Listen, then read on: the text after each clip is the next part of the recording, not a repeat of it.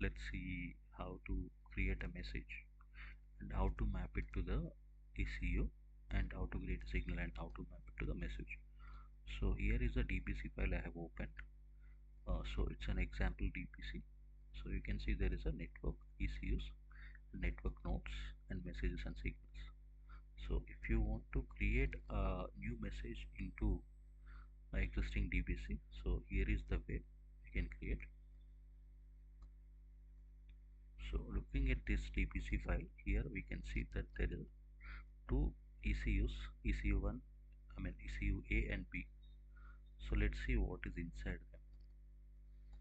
So looking at network nodes, so ECU A is having some TX messages and map TX signals.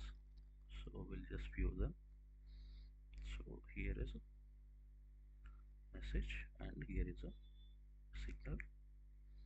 So similar to the ECU B. So even we have a receiver side TX message, RX message and RX signal mapped.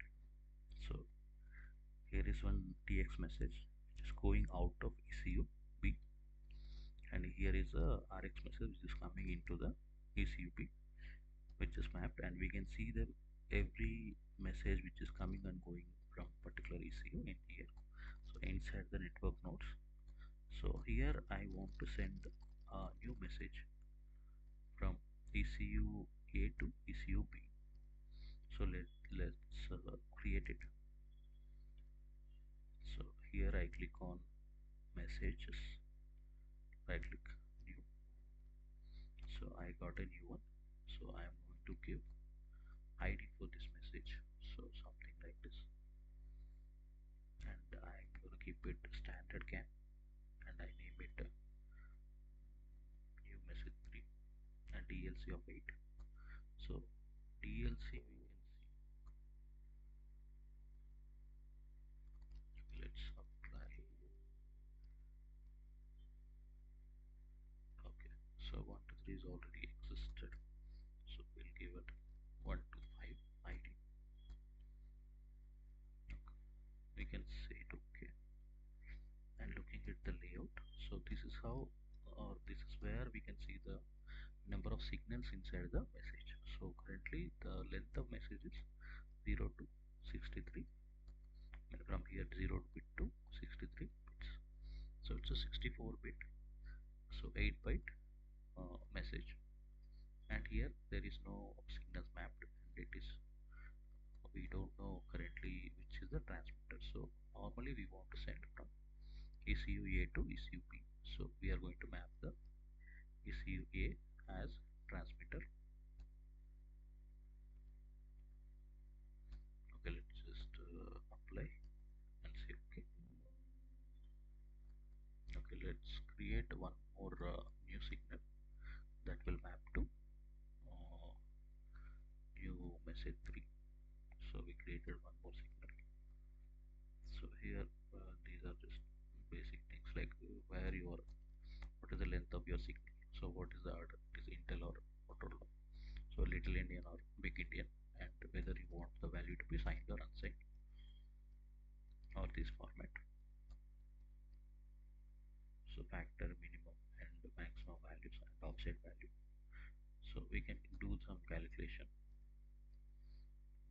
Okay, looking at the message, so we don't have any currently message mapped into the signal.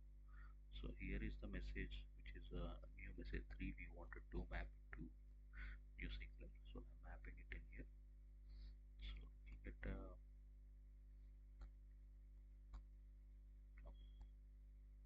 so in view of the DBC files, these DBC attributes will be coming in. So you can give it a periodicity of the message or the signal in this attributes. So you can give a comment as well here. So currently we have a new message which is new message 3 ID, the DLC. Looking at the layout, so I can find my particular signal that I've created, and I have it to start from 0 to 7 because it is 8 byte, sorry, 8 bit signal, so single byte.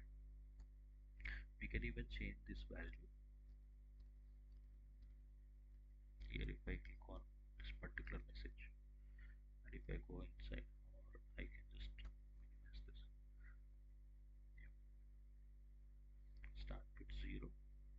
I just want this to be starting from 1, so that this change would be reflected to the message layout. So here is how from the 1 it is starting, and the length is 8 bytes, so 1 2, so it is ending at 8. So from the starting of this is the start bit for this particular message inside a layout of this particular message. I mean, the signal is starting from particular bit inside a message layout. So you can update, even you can drag and drop. You want to change the values in here. Okay, so let's just keep it for now simple. So let's apply. That's okay. So you can see start bit is 0 and length is 8 bytes. So all this you can see when you click on particular message. So it will give us the list of signals and the characteristics of signals by clicking on simple on top of message. So if I click on messages, I can see there is a list of messages and the IDs, the format, TLC. So all those are coming in. So similar to that. So this is the ECU1, ECU2. So number of ECUs or list of ECUs and their addresses. So coming back to, you want to send a message from can ECU A to ECU B. The message is new message 3. So looking at this one, I want that to be TX. So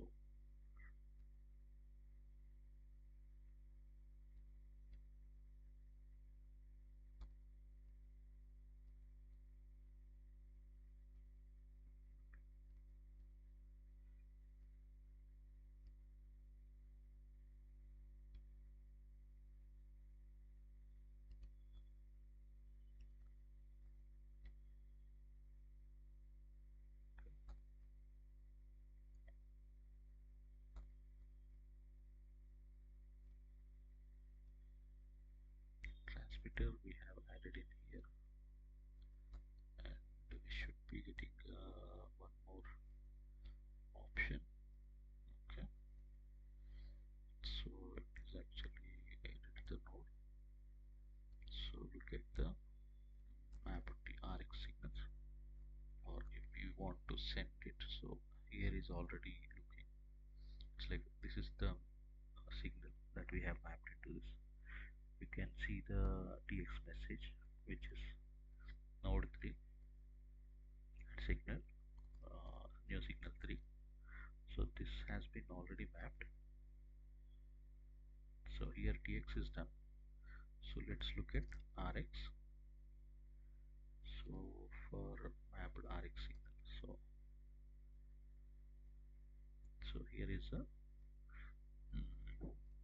signal that we have created to map as RX to the ECP.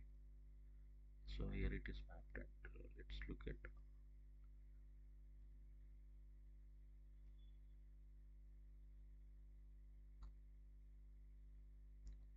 let's apply first. So now looking at RX messages, so this message is mapped, and RX signal, so this signal is mapped now. So this message is going to be transmitted from ECU A to ECU B, which is containing this new signal 3 signal. Here is also mapped. So if you click on this new message, you can see transmitter is ECU A and receiver is ECU B, and layout is having this new signal 3 side of this ECU for this particular message. So this is the ID. So if you want to edit some periodicity and all, here it should be coming in when you have your proper package. Okay, so this is how we are going to create a new message and a new signal for this particular message and map them as TX to particular ECU. I mean, there is a ECU A earlier, and you can also map the receivers by clicking on particular node. Right click and edit node. So you can see that signal is mapped in here. You can do that by clicking on this. So this is how we add a new message and new signal and make it a TX and RX from particular ECUs in a DBC file. It's a CAN DBC. So we are using vector CAN DBC editor. It's a free tool. You can try it with